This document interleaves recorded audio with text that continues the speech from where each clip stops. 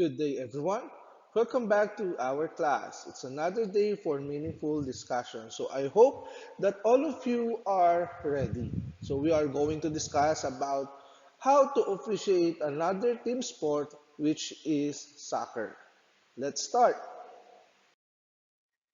Some of you may have already tried playing soccer, while others know something about it or watch a soccer match. So soccer is another team sports played by two opposing teams which aims to score a goal in a given time. It is played in a big and wide area and demands a great deal of skills from the players. So it is difficult to trace the origin of soccer, but some believe that it originated from the Japanese game called kemari, while others says that is it from Greece with their game called haspaston. So the first World Soccer competition was the FA Cup, which was held in 1872. So in 1904, the Federation International de Football Association, or the FIFA, was founded. So in the Philippines, though soccer is overshadowed by basketball, our country was one to first establish a soccer association in Asia. One notable legacy of Philippine Amateur Football Association was Paulino Alcantara, who was the first Filipino and Asia to become a soccer player in Europe. Now, let's briefly discuss the parts of a soccer field. So, knowing the parts of the soccer field will make it easy for us to understand how the game is played. So here is an illustration of the soccer field. As you can see, it has many parts, so let's discuss them one by one. A soccer field is a rectangular grass or artificial turf field, also known as the pitch, and has a dimension of 100 to 130 yards in length and 50 to 100 yards in width. So here are the parts. Number one, center circle. Kick-off happens to start the game. Number two, halfway lines. Split the field into two areas. Number three, penalty area. Place where the goalkeeper catches the ball. So penalty area. Spot where a player stands for penalty kick. Penalty mark. So number four, corner arc. Area for corner kick.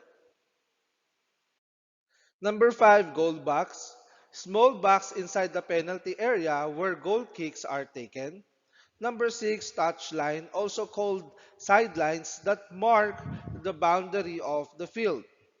Number seven, goal, consists of two securely anchored vertical goal posts joined along the top by horizontal crossbar. Of course, we need to know the basics in playing the game. So let's start with the basic rules. Having knowledge of the basic rules will let us play the game properly. So number one, each team consists of 11 players. So the game lasts for 45 minutes with the short intervals. Number two, before the match starts, each member of the team will take position in their respective halves using any multitude sets of formation. Number three, play begins with a kickoff.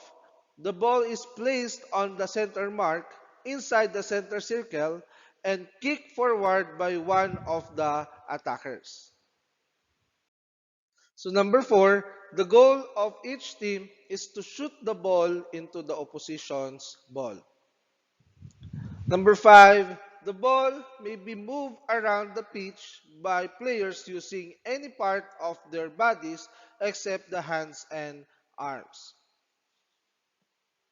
Number six, during a match, a yellow card may be issued on a player who violates the rules or show unsportsmanlike conduct.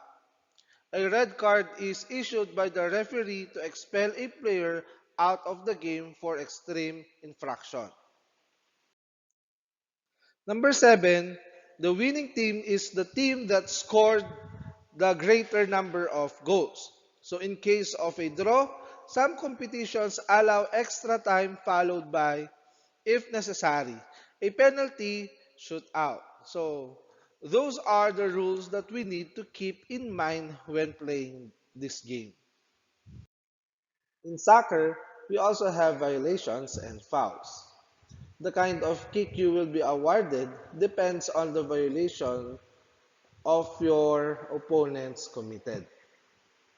So direct free kick awarded to a team when a opponent players kicks, trips, jumps out, charge, strikes, or punches a player with reckless or excessive force. So indirect free kick awarded to the opposing team when a player impedes an opponent, stops the goalkeeper from throwing or rolling the ball, or play in dangerous manner. Now let's talk about the basic skills needed to play this game. The first one is dribbling, moving the ball with series of taps or pushes to cover the ground and still retain control. This allows a player to change direction quickly and to avoid opponents. The second one is passing.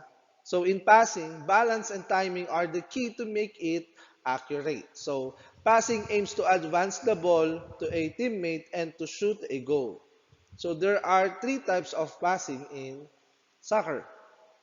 First is inside of the foot pass, used for accurate passing over the distance of up to 15 yards, also called as push pass.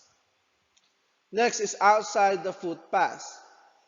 The foot is placed more to the side of the ball and the approach of the kicking leg is directly behind the ball, also called the flick pass. And last, the long pass. Power pass in soccer, used to cover a great distance, also called the shoelace kick. Next is trapping. A skilled player is someone who can quickly bring the ball under the control of their feet, legs, or torso. So trapping involves manipulating the ball. So used to trap the ball when it is either rolling along the ground or bouncing up to knee height. So the fourth skill is kicking. So the way by which passes are made and the primary means to score a goal. Next is heading, a special kind of volleying in which the direction of the ball is changed through an impact made by using the head. We also have tackling, a move done by a player to take a possession of the ball away from an opponent who is dribbling. And the last one is goalkeeping. Involves stopping shots by catching, stopping, or deflecting the ball.